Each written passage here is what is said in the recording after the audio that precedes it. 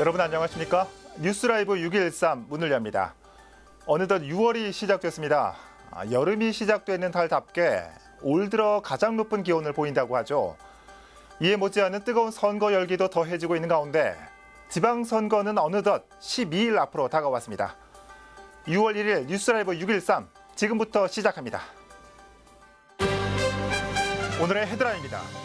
전직 서울시 부시장 출신의 양자 대결로 치러지는 중랑구청장 선거에서 대세론과 구정운영 경험이 맞서고 있습니다. 성동구에서는 도시재생을 두고 후보들 간의 의견이 엇갈리고 있습니다. 찬성과 반대, 기존 정책 보완 등 후보들의 대안을 살펴봅니다. 3선 연임 제한으로 무주공산이 될 강동구청장 자리를 두고 경쟁이 치열합니다. 후보들이 그리는 강동구의 청사진을 살펴봅니다. 전직 국회의원과 방송인 출신의 야당 후보들이 맞붙는 송파을 재보궐선거. 저마다의 지역 공약으로 민심 잡기에 나섰습니다.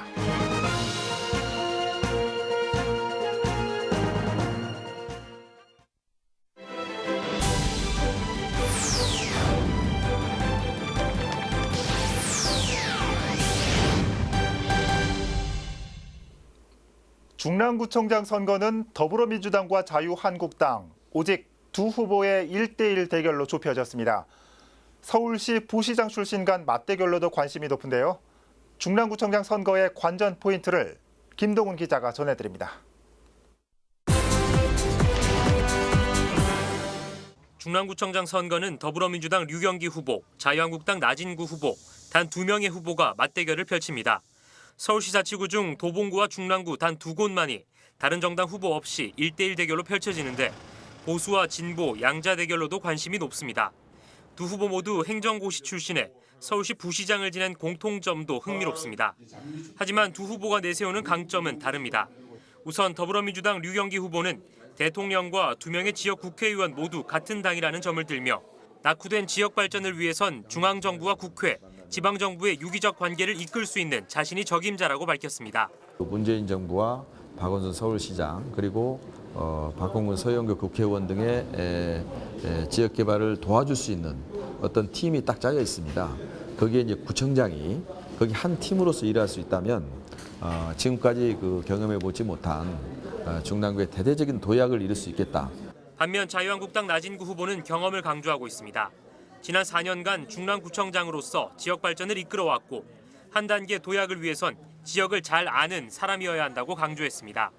중랑을 잘 알고 또 혁신적인 아이디어가 있고 중랑을 발전시킬 수 있는 능력이 있는 사람이 되어야 된다. 갑자기 날라온 사람이 아니라 중랑을 잘 알고 중랑을 위해서 헌신봉사한 사람이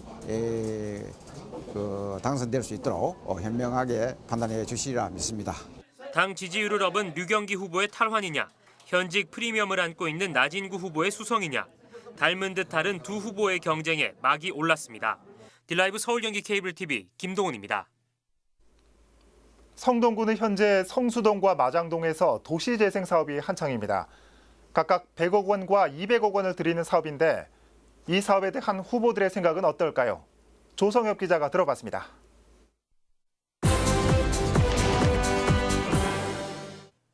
지역의 80%가 소규모 공장지대인 성수동.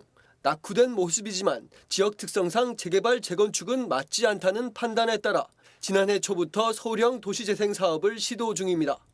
성수동 도시재생 사업에 들이는 예산은 모두 100억 원으로 지난해 17억 원을 들여 상생도시센터를 조성했고 앞으로 왕십리로에 나눔 공유센터 등 이익 창출 공간을 만들 예정입니다.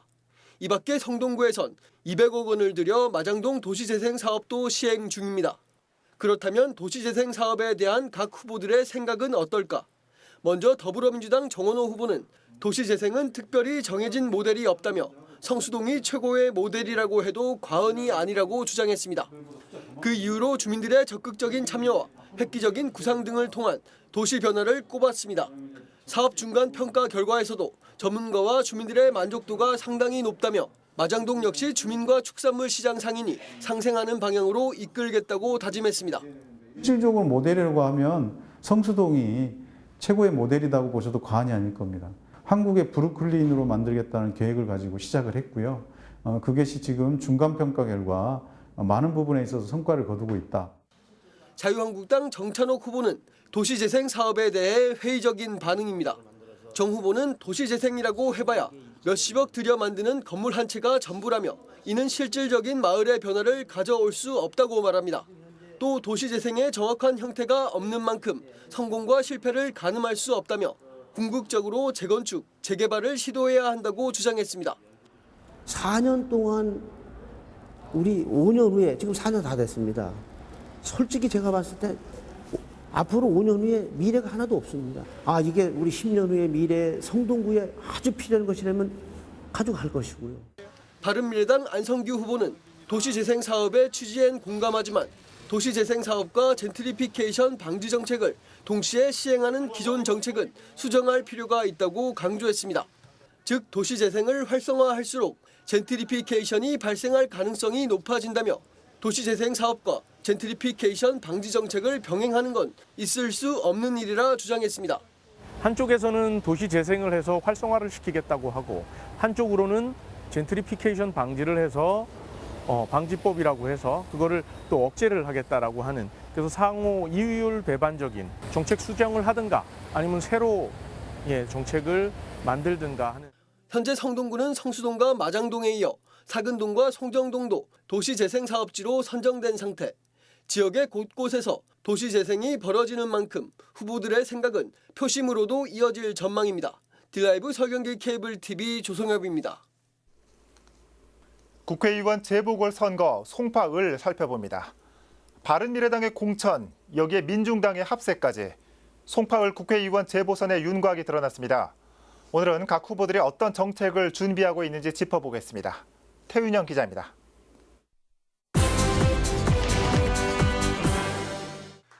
가장 빨리 출마를 확정지은 더불어민주당 최재성 후보는 3대 지역 공약을 내세우고 있습니다.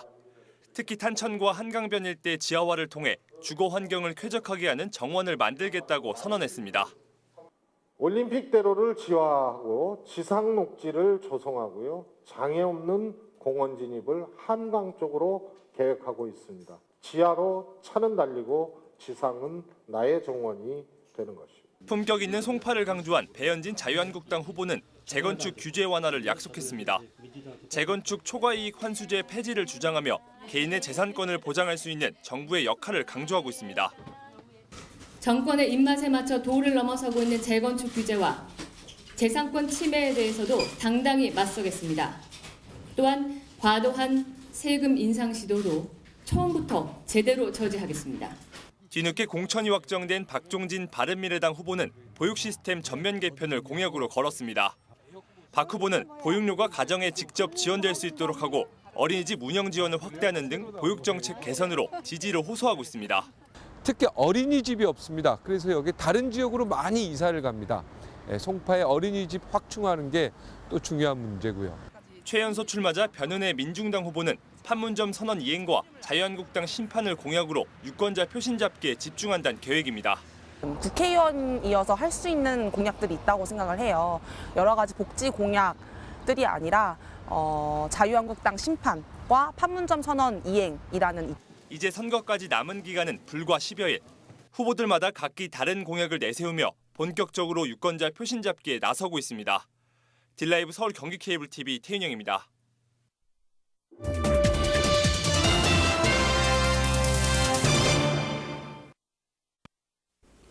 서울에서 유일하게 구청장 3선을 채우고 떠나는 곳, 바로 강동구입니다.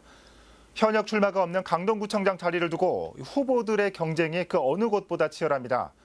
취재 기자와 함께 후보들의 면면 살펴보도록 하겠습니다. 자, 박용찬 기자, 어서 오시죠. 강동구에서는 구청장이 물러나게 되죠. 총 3명의 후보가 등록을 마쳤는데 어떤 공약을 들고 나왔습니까? 네, 먼저 살펴볼 후보는 더불어민주당 이정훈 후보입니다. 네. 이 후보는 노동에 초점을 맞춘 공약을 내세우고 있는데요. 일용직이나 파견 근로자 등 노동시장 취약계층의 권리를 보호하겠다는 목표를 세웠습니다. 네. 이를 위해서 노동권익센터를 설치하겠다고 밝힌 바 있는데요. 예. 이 후보의 발언 직접 들어보시죠. 제가 살아오면서 이런 노동에 대한 문제가 근본적으로 해결되지 않으면 행복한 삶을 살 수가 없기 때문에 노동권익센터가 꼭 필요하다, 그런 고민을 했고요. 뭐 체불 임금이라든지 그다음에 그 노동인권 탄압이라든지 이런 부분들에 대한 이제 그 시정도 꾀할 수 있고요. 네, 이 후보가 말한 이 노동권익센터에서 노동자들은 어떤 도움을 받을 수 있는 겁니까? 네, 이 후보는 노동권익센터에서 근로자에게 맞춤형 서비스를 제공하겠다는 계획입니다. 예. 근로계약서 관리 실태나 임금 체불 같은 부당 근로 행위로 피해를 받는 근로자들을 보호하겠다는 취지인 건데요. 예. 여기에 전임 구청장이 추진한 고덕 상업 업무 복합 단지나 그리고 엔지니어링 단지를 잘 마무리해서 일자리 창출에도 집중하겠다는 계획입니다. 예. 자, 민주당 후보 공약 살펴봤고요. 야당에서는 어떤 공약을 들고 나왔습니까? 네, 자유한국당 측에선 임동규 후보가 개발과 복지를 기치로 이정은 후보의 맞불을 놨습니다. 네. 가장 먼저 주목해볼 부분이 의료 관광 특구 공약인데요. 의료기관과 관광 자원을 하나로 묶는 구상이라고 할 수 있습니다. 예. 먼저 임 후보의 발언 들어보시겠습니다. 의료관광특구를 만들어서 상업지역을 늘리고 또 종상향을 시켜서 우리 지역을 개발하는 아산병원, 성심병원, 강동의료원 이렇게 큰 병원이 있고 작은 병원이 많습니다. 근데 외국 관광객들이 믿고 병원을 찾을 수 있도록 우리 지방자치단체가 보증하는. 네, 그러니까 치료 목적으로 병원을 찾은 사람들이 이 관광까지 할 수 있게 한다는 거군요. 네, 그렇습니다. 강동구엔 한림대 성심병원과 이 강동 경희대병원 등 대형 병원 두 곳이 자리하고 있습니다. 예. 거기에 인접한 송파구의 아산병원까지 합치면 강동구 근처에만 세 곳의 대형 병원이 위치해 있습니다. 임 후보는 여기에 암사동 선사 유적지를 연결해서 외부인과 관광객을 강동구로 유치하겠다는 청사진을 갖고 있습니다. 예. 또 종합체육관을 증설하고 육아 지원도 확대하면서 복지 정책을 강화하겠다는 뜻도 내비쳤습니다. 예. 자, 이 바른미래당 후보는 어떤 공약을 들고 나왔습니까? 네, 바른미래당의 박홍기 후보는 일자리 창출에 방점을 두었습니다. 네. 1인 스타트업과 협동조합 설립을 촉진해서 강동판 뉴딜 일자리 사업을 추진하겠다는 구상인데요. 또 고덕 업무단지를 완성해서 추가적으로 일자리를 만들어내겠다는 계획입니다. 박 후보의 발언 직접 들어보시겠습니다. 강동의 재정 자립도는 35%에 정체되고 있습니다. 전문 행정 능력을 바탕으로 고덕 업무 상업지역을 안착시키는 데 최대의 노력을 기울이도록 하겠습니다. 그러니까 일자리를 늘려서 이 경제도 활성화하고 이 재정 자립도도 높이겠다는 보관이군요. 예, 그렇습니다. 일자리가 늘면 이 거둘 수 있는 세금도 늘어나게 되니까 예. 이를 통해서 재정 자립의 기반을 튼튼하게 만들겠다는 겁니다. 이외에도 박 후보는 강동구에서 진행되고 있는 재개발, 재건축을 이 강동 발전의 모멘텀으로 삼겠다는 계획입니다. 또 혁신 학교를 확대해서 교육 정책을 강화하겠다는 구상인 것으로 전해지고 있습니다. 예. 자, 이 노동과 개발 그리고 일자리에 초점을 맞춘 강동구청장 후보들 살펴봤습니다. 자, 박 기자 잘 들었습니다.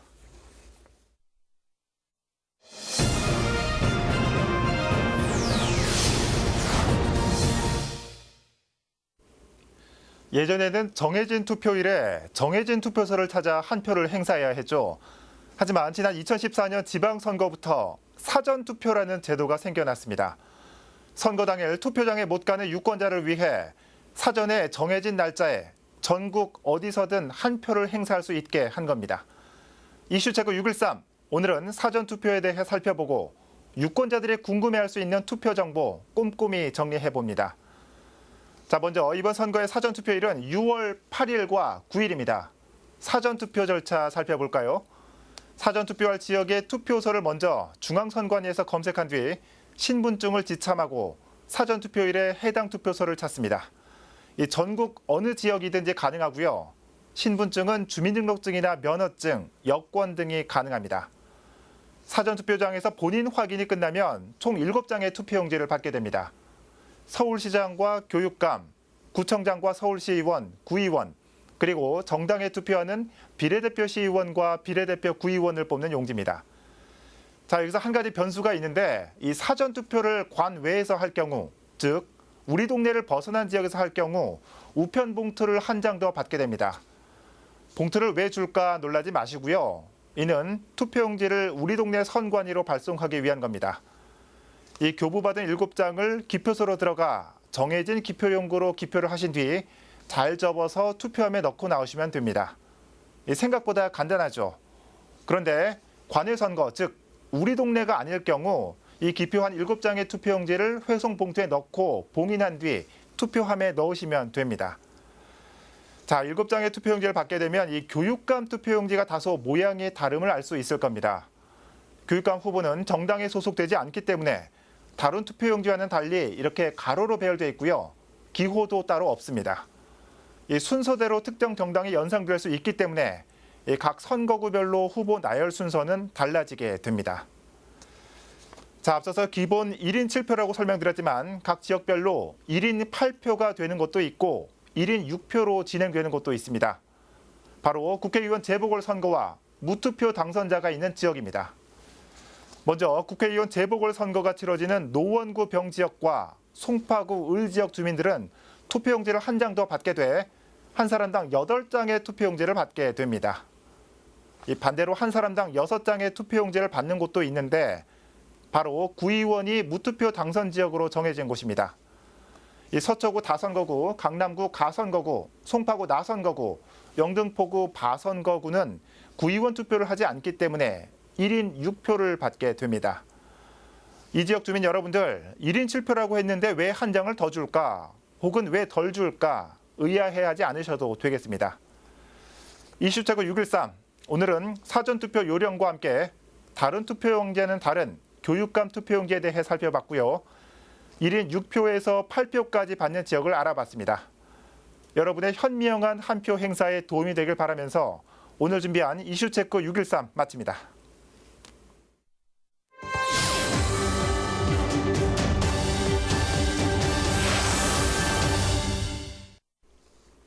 계속해서 딜라이브 청년 기자단의 지방선거 관련 리포트 전해드립니다. 후보자 개개인의 공약을 확인할 수 있는 방법은 많아지고 있지만 한자리에서 후보들의 자질과 비전을 검증할 수 있는 방법은 TV토론회가 유일할 겁니다. 이번 지방선거를 앞두고 활발하게 마련되고 있는 TV토론회에 대해 딜라이브 청년 기자단 김영민 기자가 소개합니다. 후보자 토론회는 유권자들의 정치적 관심과 참여를 이끄는 중요한 행사로 후보의 자질과 능력을 검증하고 국민의 알 권리를 충족시키는 효율적인 선거운동 방식입니다. 제6회 전국 동시지방선거 이후 시행된 21세기 정치학회의 연구에 따르면 유권자들이 투표 후보 결정을 할 때 의존하는 매체는 지상파 TV가 76.5%로 가장 높게 나왔고 인터넷 및 SNS를 통해서 정치 정보를 획득한다고 응답한 사람은 10.2%로 정보통신 기술의 발달에도 불구하고 유권자들은 여전히 TV를 통한 정치 정보 획득에 영향을 받고 있습니다. 후보자 토론회를 시청하지 않은 유권자의 경우 54.8%의 응답자만 선거에 대한 관심을 보였으나 시청한 유권자의 경우 80%의 응답자가 선거에 대한 관심을 보였습니다. 후보자 토론회를 시청하지 않은 유권자의 경우 65.2%만이 투표에 참여했으나 시청한 유권자의 경우 전체의 85.8%가 투표에 참여했습니다. 이처럼 유권자들에게 많은 효과를 보이는 후보자 대담 토론회는 공직선거법 제82조에 따라 선거운동 기간 중 1회 이상 개최돼야 합니다. 특히 이번 제7회 전국 동시지방선거 후보자 토론회는 4월 24일부터 한 달간 유권자들로부터 토론 주제 및 질문 공모를 받아 생활 밀착형 토론이 진행될 예정입니다. 그러나 후보자 토론회가 선거 참여에 큰 영향을 미치고 있음에도 불구하고 유권자들의 관심은 저조했습니다. 사실 지금 남북 북미 정상회담이 외교적인 이슈로 거론되고 있는데 그 상황 속에서 선거 기간이라는 실감도 안 나고 상대적으로 작은 지방선거는 신경을 사실 안 쓰고 있는 것 같아요. 이번 서울 지방선거 후보자 대담 토론회는 6월 1일부터 4일까지 진행되어 6월 2일부터 사전선거 실시 전날인 6월 7일까지 방송될 예정입니다. 특히 종로구와 용산구, 광진구, 성북구 등 12개 자치구의 후보자 토론회는 딜라이브 서울 경기 케이블 TV를 통해 시청할 수 있습니다. 앞으로 선거 기간 중 적어도 1회 이상 진행될 후보자 대담 토론회는 후보자 개인의 자질과 정책 등을 검토할 수 있는 기회인 만큼 유권자들의 많은 관심이 필요합니다. 딜라이브 청년 기자단 광운대학교 김영민입니다.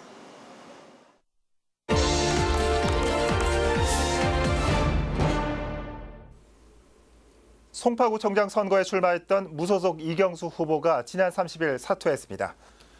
이 씨는 이날 오후 5시쯤 선관위를 찾아 후보 사퇴서를 제출한 것으로 확인됐습니다. 구청 행정을 개혁하겠다고 출마한 이 씨는 무소속 출마로 인해 심리적 부담이 컸다며 사퇴 의사를 밝혔습니다. 이 씨의 사퇴로 송파구청장 선거는 더불어민주당 박성수 후보와 자유한국당 박준희 후보, 바른미래당 전익정 후보 3파전으로 치러지게 됐습니다. 서울시 선거관리위원회는 제출해 전국 동시지방선거 후보자와 함께하는 정책선거 실천 협약식을 열었습니다. 협약식에는 서울시 선거관리위원회 민중기 위원장과 서울시장 선거 후보자, 서울시 교육감 선거 후보자가 참석했습니다. 협약식은 정책선거에 대한 설명과 정책선거 실천 협약서 서명, 정책선거 기원 퍼포먼스 순으로 진행됐습니다. 지난 2006년 지방선거 때부터 시작된 정책선거 실천 협약식은 정책선거에 대한 참여와 공감대 확산을 위해 마련되고 있습니다. 선관위는 정책선거 확산을 위해 다음 달 1일부터 7일까지 정책과 공약 바로 알기 주간을 지정 운영할 계획입니다.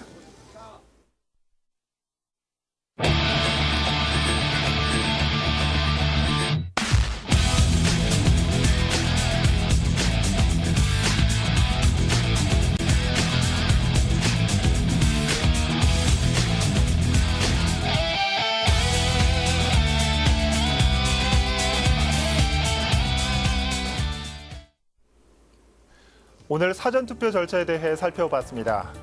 예전 부재자 투표에 비해 훨씬 절차도 간편해졌기 때문에 이 선거를 치를수록 이 사전투표 비율이 높아지고 있다고 합니다.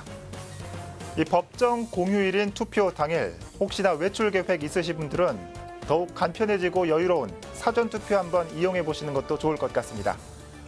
뉴스라이브 613 마칩니다. 시청해 주셔서 고맙습니다.